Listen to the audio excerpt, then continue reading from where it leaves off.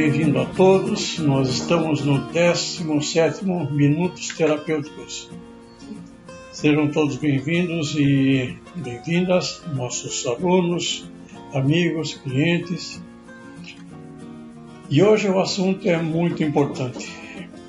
Eu vou falar sobre um trabalho de Nada Popjordanova, sobre diferentes expressões clínicas de transtorno de ansiedade em crianças e adolescentes. Avaliação e tratamento. Esse trabalho foi feito em 2019 e ele é muito atual, em que essa pesquisadora, a Nada Popjordanova, ela é de uma Academia Macedônia de Ciências e Artes, da República Macedônia. República Macedônia, Macedônia do Norte, é um país dos Bálticos, tem aproximadamente 2 milhões de habitantes, é um país pequeno. Campinas tem 3,5, então para vocês terem uma ideia do país, ele é bastante pequeno. E foi proclamada a República agora, alguns anos atrás, mas eles têm uma atividade científica muito interessante. Esse acho que é o segundo trabalho da Nada Popjordanova que eu vou apresentar para vocês. Mas antes de entrar propriamente dito no assunto, eu queria ler um trecho de um trabalho sobre ansiedade, transtornos de ansiedade, da Ana Regina Castilho e colaboradores. Ela é daqui do Instituto de Psiquiatria da USP. Foi publicado no Brazilian Journal of Psychiatry em dezembro de 2000. Tem 21 anos. Mas, de qualquer forma, é bastante atual em termos do conteúdo, né? Eu vou começar, então, com esse trabalho, lendo brevemente o que é ansiedade. E aí nós vamos entrar no trabalho central de hoje.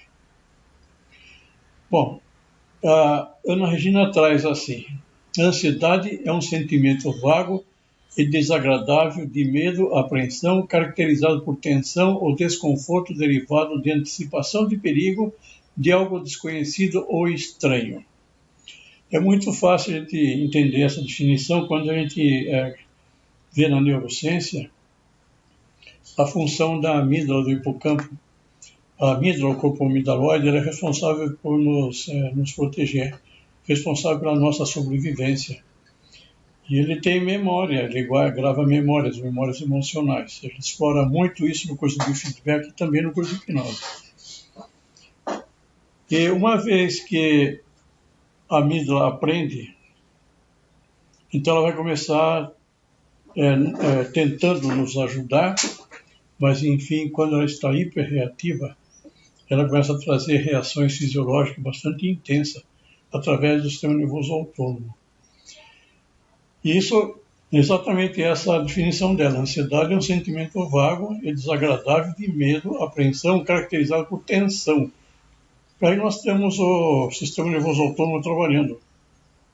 Antecipação de perigo, algo desconhecido. Então, tudo que é desconhecido, que possa ser perigoso, nossa amígdala ela detecta de alguma forma isso, não só desconhecido ou estranho. Em crianças, eu estou lendo aqui o trabalho, né? Em crianças, o desenvolvimento emocional influi sobre as causas e a maneira como se manifestam os medos e as preocupações, tanto normais quanto psicológicas. Diferentemente dos adultos, crianças podem não reconhecer seus medos como exagerados ou irracionais, especialmente as menores. É muito comum a gente faz uma avaliação aqui na clínica, em que você acompanha relatos das pessoas sobre medo. Então, muitas vezes o medo e a ansiedade tem causa desconhecida, aparentemente desconhecida. E na hipnose, quando você faz uma regressão, se encontra as causas, principalmente na primeira infância, segunda infância, onde as pessoas passam por momentos muito difíceis e aquilo fica gravado no subconsciente dela. Continuando, a ansiedade e o medo passam a ser reconhecidos como patológicos quando são exagerados, desproporcionais em relação ao estímulo, ou qualitativamente diversos do que se observa como norma naquela faixa etária, e interfere com a qualidade de vida, o conforto emocional ou o desempenho diário do indivíduo. Então, se a ansiedade ela atrapalha o dia a dia, então se pode considerar como sendo patológico. A ansiedade, uma ansiedade leve, é normal. Isso traz tempero à vida, como se diz. Mas quando ela é muito intensa, aí a coisa complica. Né? Bom, continuando. Tais reações exageradas ao estímulo ansiogênico se desenvolvem mais comumente em indivíduos com uma predisposição neurobiológica hereditária. Então, você tem a componente hereditária também.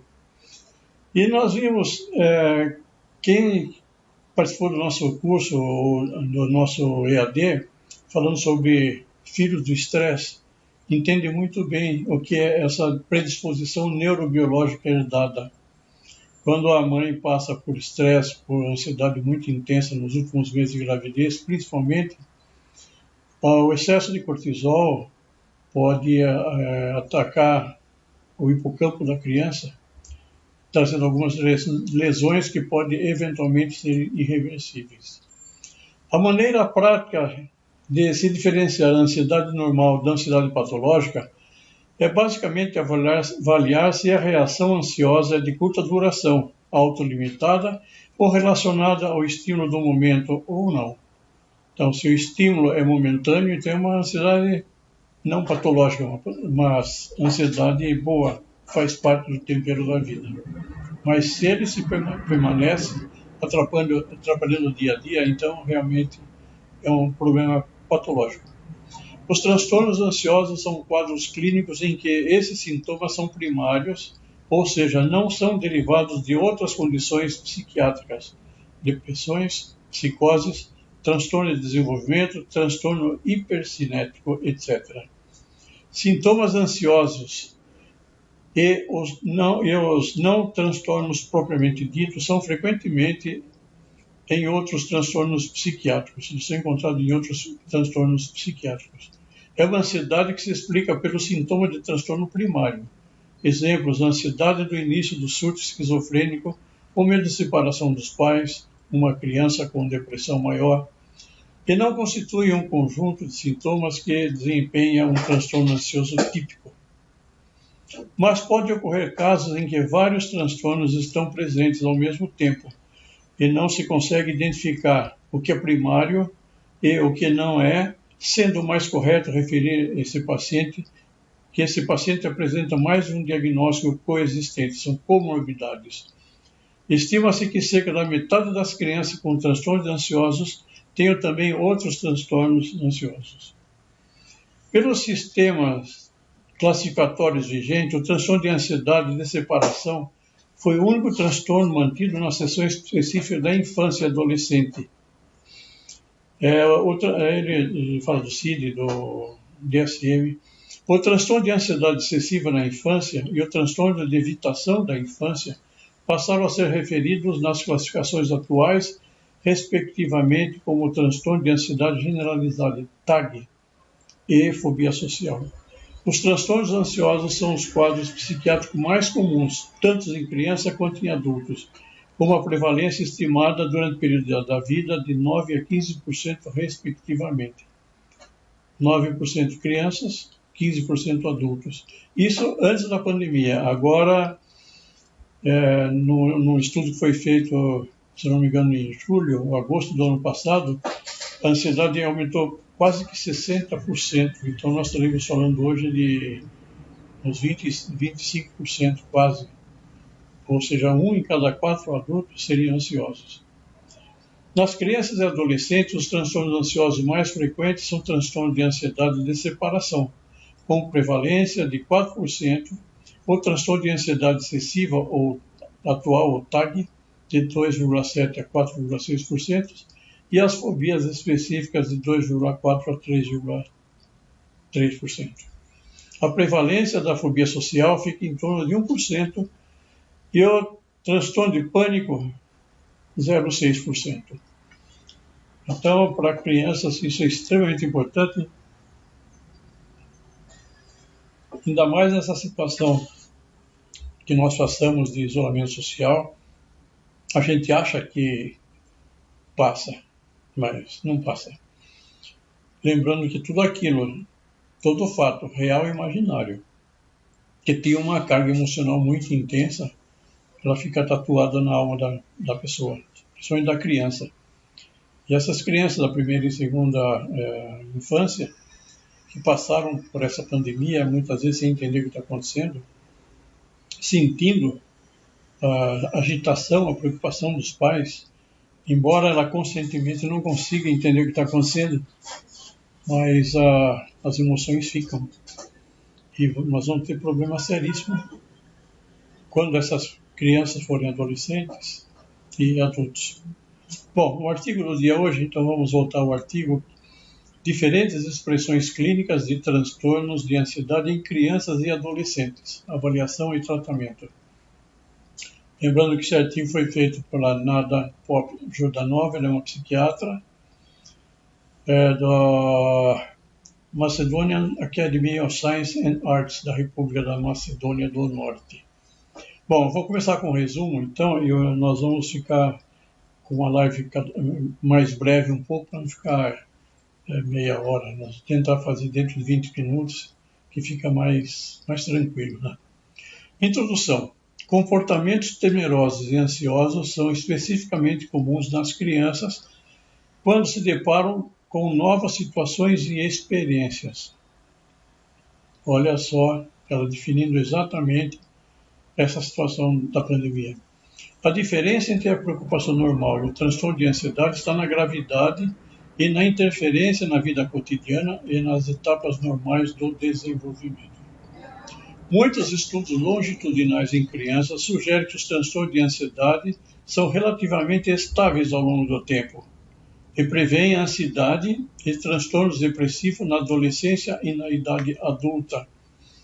Exatamente, se a gente não cuida das crianças, não dá carinho, não dá suporte emocional, elas possivelmente, se ficarem ansiosas, com transtorno de ansiedade, ela pode refletir transtornos depressivos na adolescência e na idade adulta. Por essa razão, o diagnóstico e o tratamento precoce são necessários. Os pesquisadores, ela fala de modo geral, os pesquisadores, supõem que a ansiedade é o resultado do estresse repetitivo. Sim, é a partir do estresse repetitivo, mas não somente do estresse repetitivo. Além disso, alguns fatores genéticos, neurobiológicos e de desenvolvimento também estão envolvidos na etiologia.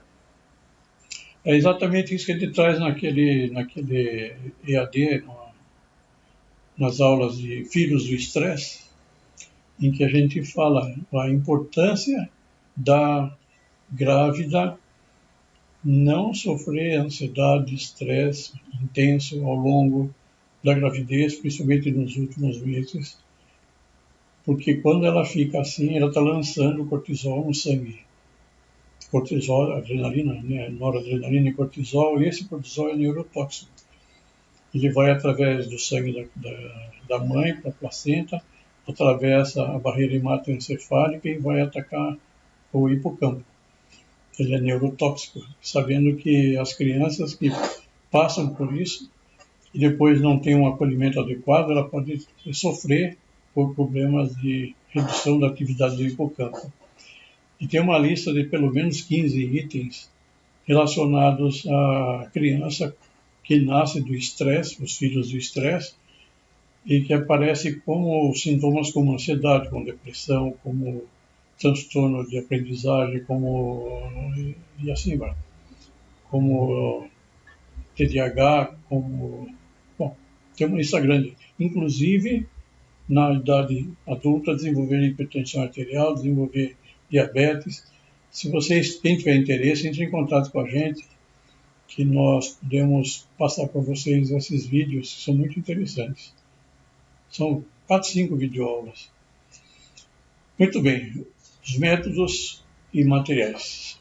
O objeto desse artigo é resumir e apresentar nossos próprios resultados obtidos com avaliação e tratamento de diferentes formas de transtorno de ansiedade em crianças e adolescentes, como transtorno de estresse pós-traumático, TECT, transtorno obsessivo-compulsivo, TOC, ansiedade dentária, olha que interessante para as dentistas. Nós fizemos live com as dentistas e elas falam dessa ansiedade, que chama aqui de ansiedade dentária, transtorno de ansiedade geral e síndrome ansiosofóbica. Alguns resultados são publicados separadamente em diferentes periódicos.